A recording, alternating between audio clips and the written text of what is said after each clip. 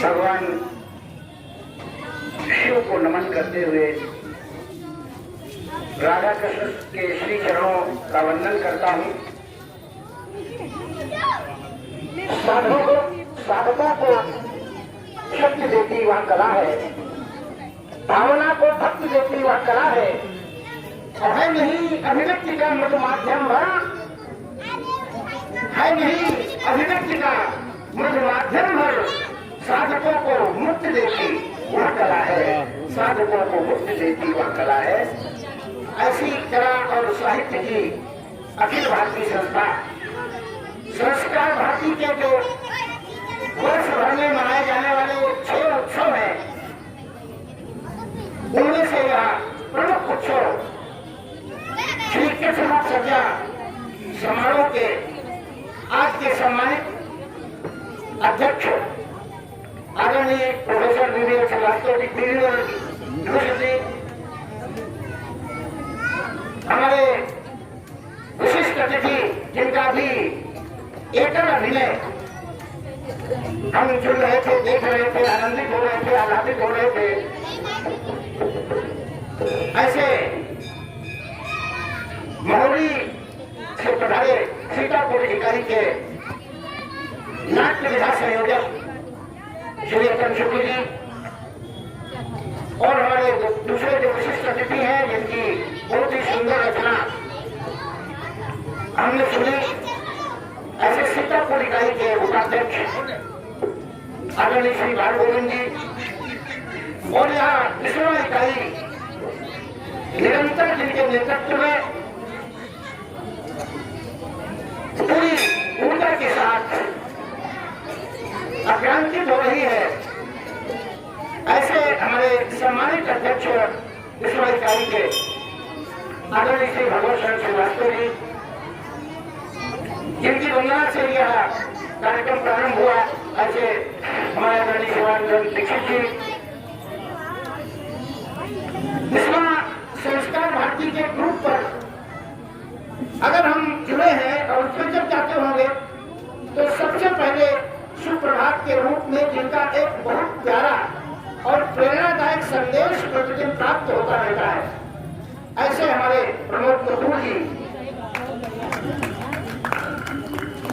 आज के निर्णायकों में जो वकील से जज हो गए, हमारे आदरणीय जिनको हम नरकय गुरु जी कहते थे, जो जिनके पिताजी हमारे गुरु जी थे, लेकिन वो तो जो पिताजी थे उनसे तो हमने बिल्कुल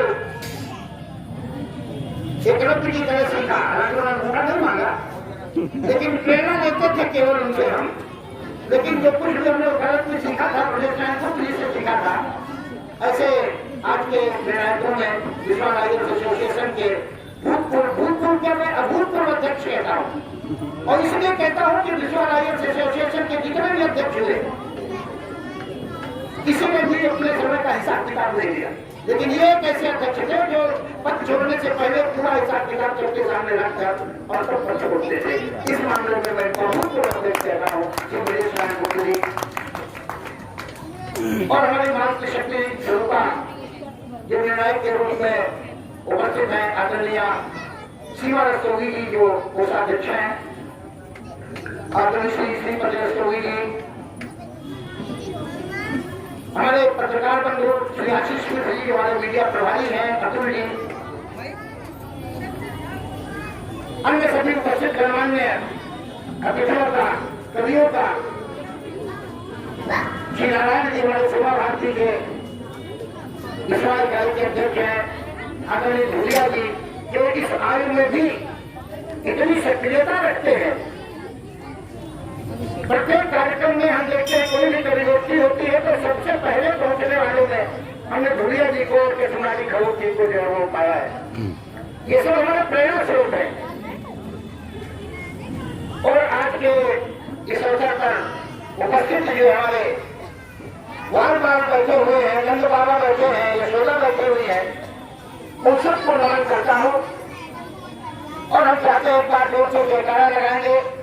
वृंदावन बिहारी लाल की, भगवान की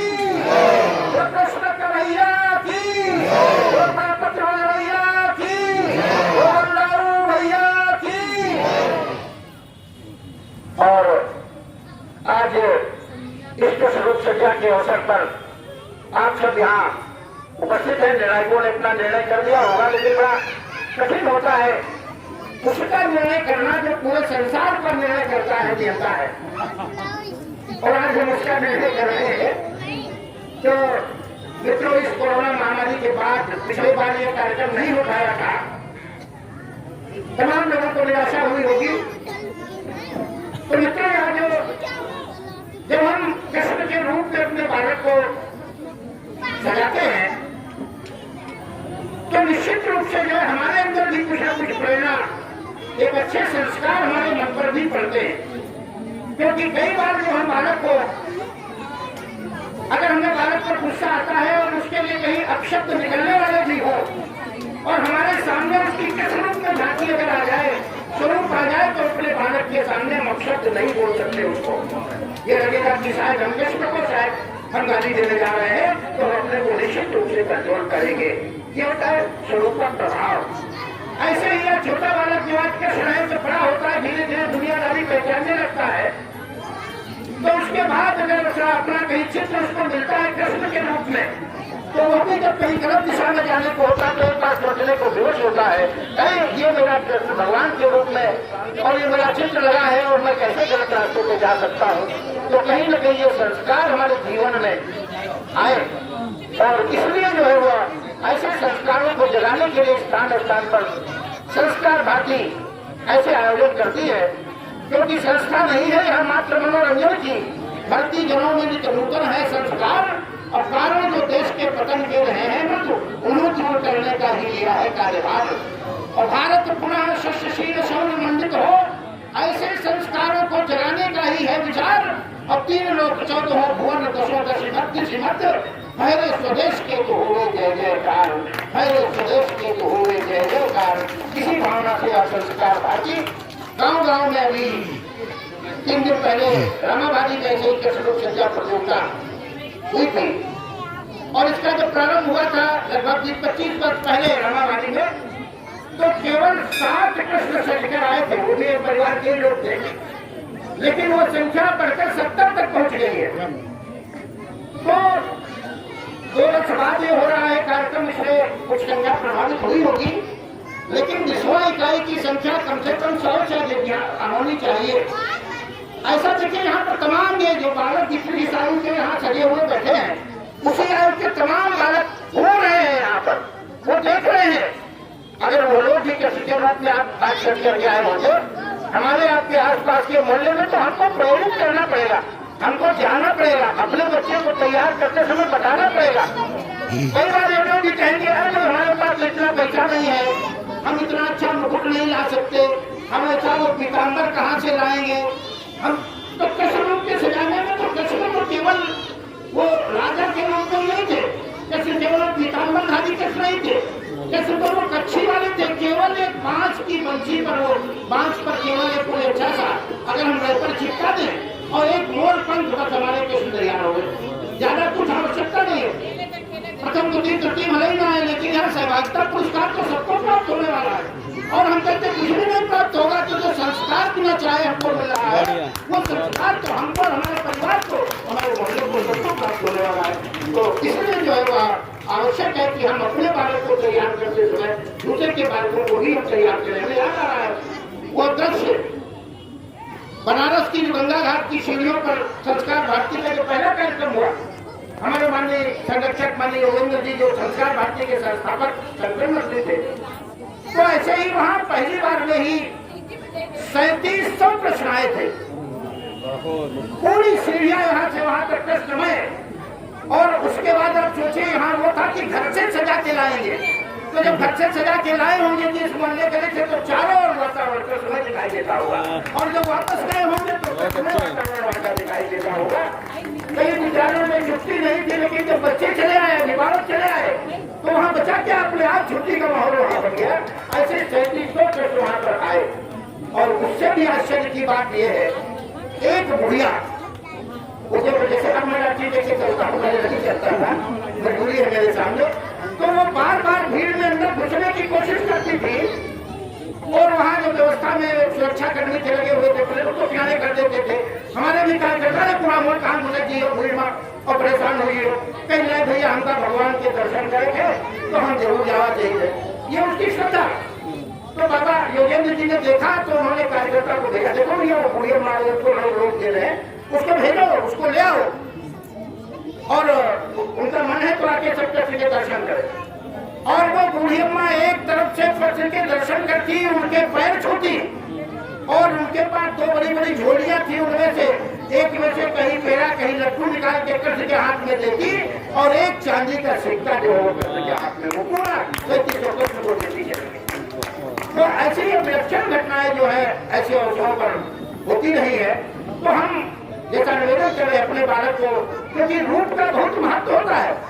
मुझे एक घटना और याद आ रही है, जब रावण सीता के सामने जाता था और बार बार सीता को कभी लालच देता था, कभी अपने रूप का बखान करता था, तो कभी अपनी जो उसका बड़ा साम्राज्य था उसका बखान करता था, कभी अपनी शक्ति का बखान करता था, मैं ऐसा हूँ मैं वैसा हूँ, मेरे सामने देवता भी थर कांपते हैं, तो अपनी शक्ति और सामर्थ्य का बखान करके उनको रिझाने की कोशिश करता था। कभी नहीं मानती थी, कभी डराता था, कभी धमकाता था। और जब सब प्रकार से हार गया तो एक दिन मंडोदरी ने उनसे कहा कि तुम कहाँ ये तमाम प्रकार के वो धमकाने की कोशिश, जब वो राम के आगे किसी को देखना ही नहीं चाहती है, तो हे रावण तुम तो मायावी हो, क्यों नहीं राम का रूप धर के और सीता जी को जाके रिझा लेते हो, तुम तो राम का रूप धर के जा सकते हो। रावण ने कहा क्या तुम समझती हो कि मैंने ऐसा नहीं किया? मैंने ऐसा कई बार करने की कोशिश की, लेकिन जब जब मैं रावण का रूप रखता था तो मेरे सामने मेरे मन की सारी वासना ही समाप्त हो जाती थी, मैं सीता को मां के रूप में देखने लगता था। ये होता है रूप का प्रभाव। तो ऐसे इसके स्वरूप सजा की प्रतियोगिता संस्कार भारती जैसे संस्कार उत्पन्न करने के लिए रखी है, हम सबकी सहभागिता हो, यही निवेदन करते हुए एक छोटी सी रचना आपके बात बीच में रखते हुए मैं अपनी बात समाप्त करना चाहता हूँ कि आज ये कोरोना जैसी महामारी आई, मैंने उस समय तो कोरोना के समय कैसी स्थिति थी मैं चार पंक्तियां आपको वो देना चाहता हूँ कि चांदी तो नहीं है कहीं सोना तो नहीं है और जादू तो नहीं है कोई टोना तो नहीं है, एक दूजे को सब देखते शक्ति निगाह से, एक दूजे को सब देखते शक्ति निगाह से, मृत्यु सामने वाले को कोरोना तो नहीं है, मृत्यु सामने वाले को कोरोना तो नहीं है। और सबसे ज्यादा नुकसान देश का दुनिया का नुकसान तो हुआ ही, लेकिन सबसे ज्यादा नुकसान हम कवियों का हुआ, कलाकारों को हुआ कि जिनके सारे जो है आयोजन छूट गए। तब चार पंक्तियां मैंने उस समय लिखी थी, आपको सुनाना चाहता हूँ कि कोरोना ने सताया इस कदर हमको गिरो बैठे, कोरोना ने सताया इस कदर हमको गिरो बैठे, मना बाहर हुआ जाना तो घर में कैद हो बैठे, डॉक्टरों ने कहा कि हाथ धोना 20 सेकंड तक। हमारे सम्मानित मुख्य अतिथि क्षेत्र के जनप्रिय विधायक आदरणीय श्री महेंद्र सिंह यादव जी उपस्थित हो चुके हैं। मैं बड़े सम्मान पूर्वक मंच पर उनको आमंत्रित करता हूँ और मैं मेरे लिए अपना बात में सुनाऊंगा और मैं चाहता हूँ पहले अपने मुख्य अतिथि का हम सम्मान कर लें।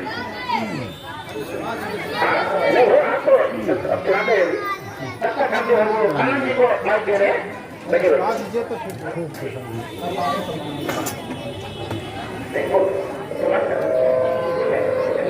ज्यादा प्रमाण नहीं हो, मैं हूँ तो वही केंद्र और मेरी कविता के ही बीच में आए श्री महेंद्र,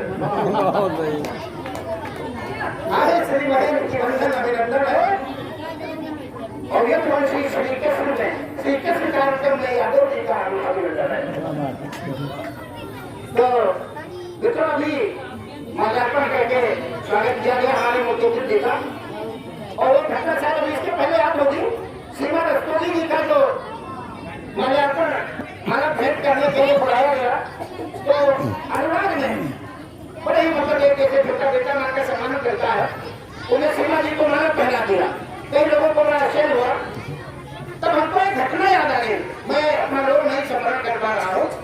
ऐसे ही संस्कार भारती का एक राष्ट्रीय अधिवेशन था काशी में,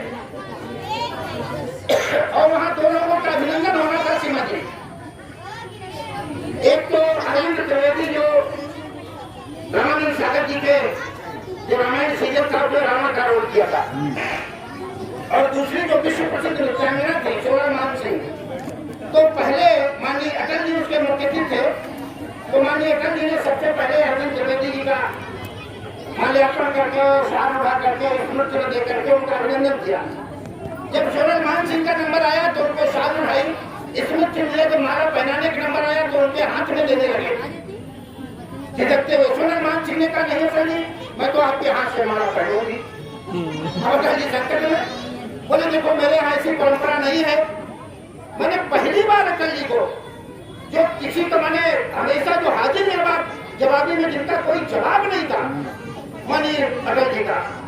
ऐसे अटल जी देखो हाजिर जवाबी का किस्सा आपको सुनाता हूँ। जब वो बेनजीर भुट्टो वहां पाकिस्तान की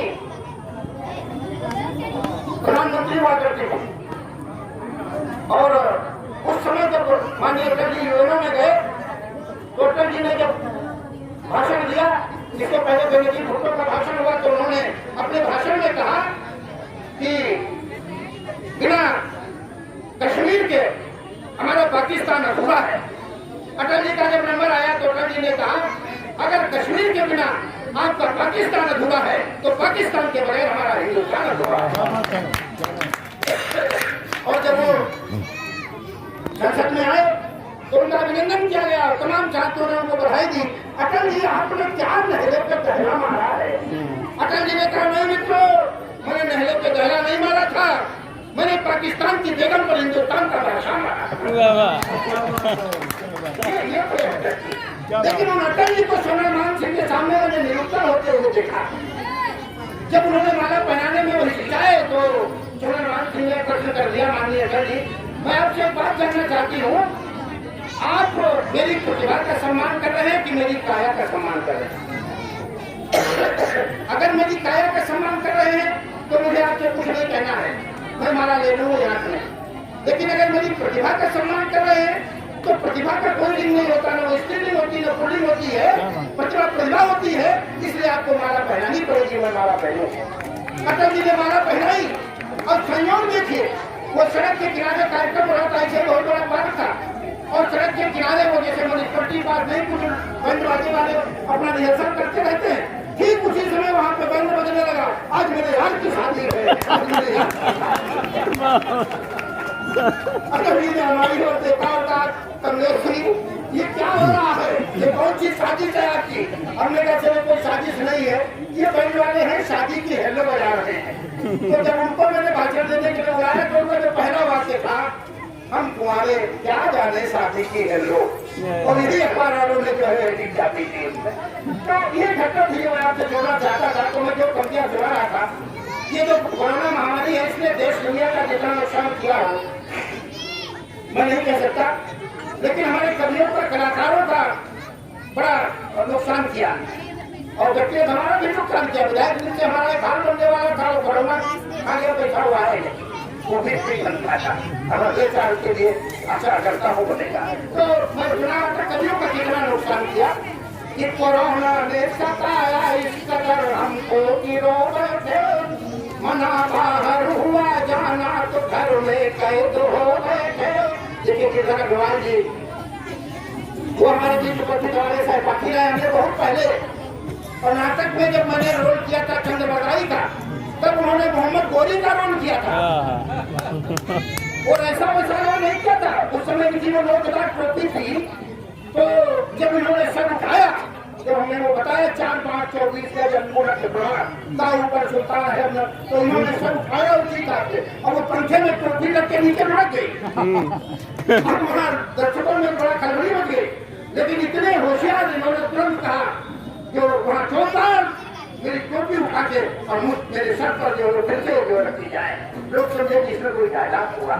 ऐसे बड़े हाजिर जवाबों का जोड़ा तालियां हमारे भाई जिला रघुराम जी के बहुत पुराने कलाकार है और तुलसा भारती के बीच में उपस्थित है। तो मित्रों में बता रहा था कि कोरोना ने सताया इस कदर हमको कि रो बैठे, मना बाहर हुआ जाना तो घर में कैद हो बैठे।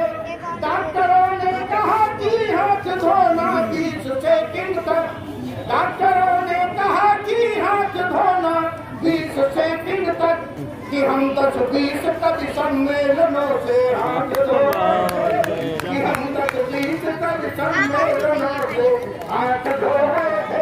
लेकिन आज आपसे रूबरू होने का अवसर आया है, तो एक छोटी सी रचना देते हुए अपनी बात समाप्त करता हूँ मैं।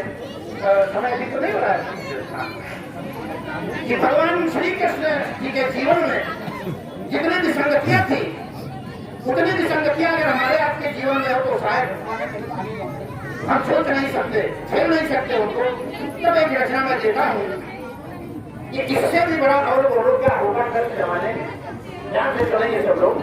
इससे भी बड़ा और गौरव क्या होगा कल जमाने में जिसके माँ बाप जन्म से कूद पड़े हो, बच्ची खाने में और लेकर ही जन्म जिन्हें अपने माँ बाप को छोड़ने पड़े और ममता मनोहर दुलार प्यार रिश्ते नाते जाने पड़े, ममता मनोहर दुलार प्यार रिश्ते नाते तोड़ने पड़े और जाकर के पड़े दूसरों के घर गैरों को पूजना पड़ा, जाकर के पड़े दूसरों के घर गैरों को पूजना पड़ा और बचपन में ही कूदना पड़ा, जो आदि से पूछना पड़ा और प्रियतमा राधिका प्यारी को था हाय जिन्हें छोड़ना पड़ा और अपने ही सगे कंस मामा को निज हाथों मारना पड़ा, अपने ही सगे कंस मामा को निज हाथों मारना पड़ा और बचपन बीता लड़ते लड़ते कंबर को पुसट पाए थे, सुस्ता करवी को गरीब चैन की सांस नहीं ले पाए थे और भागना पड़ा मथुरा से द्वारका जाकर जान बचाई, भागना पड़ा मथुरा से द्वारका जाकर जान बचाई थी।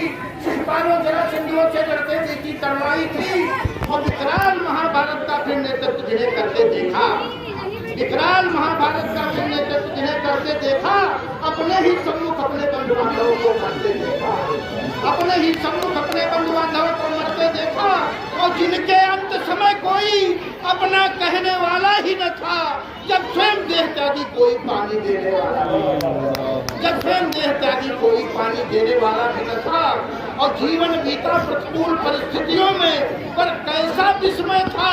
हे योगी राजकृष्ण फिर तो लीला में था रसमय था, हे योगी राजकृष्ण फिर तो लीला में था रसमय था और प्रतिकूल परिस्थिति में रहकर जिनका जीवन रसमय बीता, उनके ही जीवन के अनुभव का अमृत निचोड़ है गीता, उनके ही जीवन के अनुभव का अमृत निचोड़ है गीता।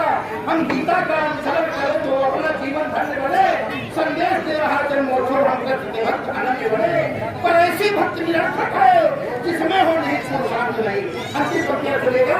पर ऐसे हमारे शिवराज जी आए, शिव कुमार जी बात करता हूँ, पर ऐसी भक्ति निरर्थक है जिसमें हो नहीं पोशाक नहीं, निर्देश धर्म त्याग नहीं, बलिदान नहीं, परमात्मा नहीं, निर्देश धर्म त्याग नहीं, बलिदान नहीं, परमात्मा नहीं और जिनके जन्मोत्सव पर झांकियां सजा हम कहते वहाँ। आज सबका ध्यान चाहता हूँ इस पर्दे पर, जितने भी लोग यहाँ से वहाँ बैठे हुए खड़े हुए, जिनके जन्मोत्सव पर झांकियां सजा हम कहते वाह वाह, पर उनके पावन जन्म स्थल पर बना हुआ है ईदगाह, पर उनके पावन जन्म स्थल पर बना हुआ है ईदगाह। वो ईदगाह अपमान कर रहा पूरी हिंदू जाति का है, वो ईदगाह भारत के मस्तक पर कलंक लगाता है, वो ईदगाह भारत के मस्तक पर कलंक लगाता है। पर जब तक अपमानित जन्मस्थल क्या लाभ कीर्तन गाने का, जब तक कायम है ईदगाह क्या लाभ झांकियां सजाने का, जब तक कायम है ईदगाह क्या लाभ झांकियां सजाने का। और जो दशा हुई थी बाबरी की, जो दशा हुई थी बाबरी की, उस दशा को पहुंचे ईदगाह। हे कष्ट सेवको जागो तो मिटा भाग से दाग, हे कष्ट सेवको जागो तो मिटा भाग से दाग। दानकार सेवकों का कार्य तो पूरा हो चुका है, अब कर्मकार सेवकों की बारी है। तब कहता हूँ मैं कि बंशीधर से चक्र भाण अपने मुर्दे में जोश भरो, अब कृष्ण जन्म मुमुक्ति है फिर 5 जन्म उद्भोग करो, कृष्ण जन्म मुमुक्ति है फिर 5 जन्म उद्भोग करो और गंगा जमुनी की तहजीबों और भाईचारे के अनुयायी। एक बड़ा विनम्र निवेदन अपने देश के तमाम मुसलमान भाइयों से जो रातें में ये नारा लगाते हुए भाईचारे का और गंगा जमुनी तहजीब का, उनसे बड़ी विनम्रता पूर्वक एक निवेदन करना चाहता हूँ।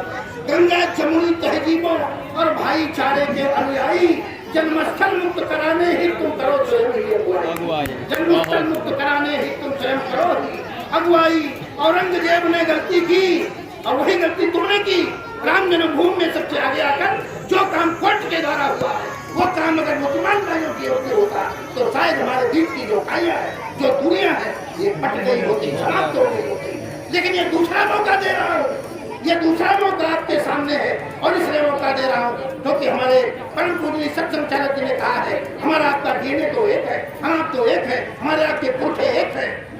हो सकता है कुछ वर्षों पहले इस्लामिक अत्याचारों के कारण कोई बहुत अच्छे उसके कारण लालच में चला गया, कोई अत्याचारों के चलते चला गया, आप फिर से वापस आ जाओ, गलती सुधारो। औरंगजेब ने गलती की, तुम जाकर उसे दुरुस्त करो, भाईचारे की नींव रखो, वो कुटिल इमारत ध्वस्त करो, भाईचारे की नींव रखो, वो कुटिल इमारत ध्वस्त करो और तब आकर हमसे गले मिलो, तब आकर हमसे गले मिलो, तब आकर हमसे गले मिलो, संग होली ईद मनाएंगे, हम गुजिया तुम्हें खिलाएंगे, सिवैया आपकी खाएंगे, हम गुजिया तुम्हें खिलाएंगे, सिवैया आपकी खाएंगे।